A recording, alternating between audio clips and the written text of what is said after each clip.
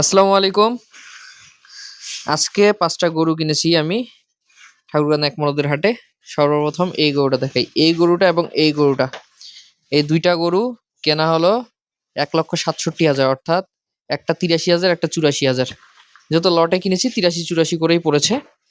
আমি আপনাদের যে রসিদ, ক্রয় রসিদের ছবি দেখেন ২ টার ছবি দিয়ে দিছি। ছবি দেখতে পাচ্ছেন। যদিও এই ছবিগুলো দেওয়া আমি পছন্দ করি না। কারণ চাইলে এই ছবিতে ৮০ গরুতে ১,০০,০০০ লেখা যায়, আবার ১,০০,০০০ গরুতে ৭০,০০০ ও লিখা যায়। তারপরও দিলাম আরকি।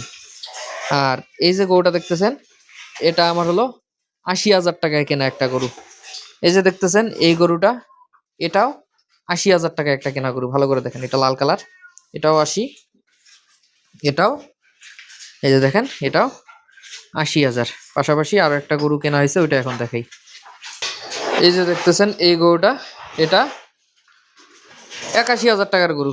এখন আপনার কি বিশ্বাস হয় যদি বলি এই যে এই গরুটা, ওর পাশে যে গরুটা আছে ওর থেকে বড় যদিও, ভালো করে দেখাই। এই যে দেখেন এইটা হলো ৮১,০০০ গরু, ওর পাশে যে গরুটা এটা আমার ১,১৫,০০০ টাকায় কেনা গরু। ১,১৫,০০০, ৮১।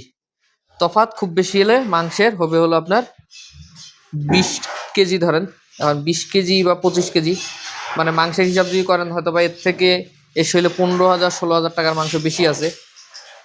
বাট কেনার সময় ওর থেকে এর দাম হয়েছে প্রায় ৩৫,০০০ টাকা বেশি। ৮১,০০০, ১,১৫,০০০। আজকে যদি আমার জায়গা থাকতো, দরকার হলে আমি টাকা ম্যানেজ করে হলেও নিয়ে গিয়ে আরো ৫০টা গরু কিনতাম।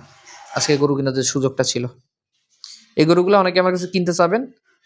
আশা করি যে গরুগুলো আজকে আমি যে দামে কিনছি, এই গরুগুলা পরের হাটে যদি তুলি, এমনিতেই ৫টা গরুতে আমি ৫০,০০০ টাকা লাভ করতে পারবো। তাহলে বুঝেন কীরকম দামে গরুগুলো পাইছি।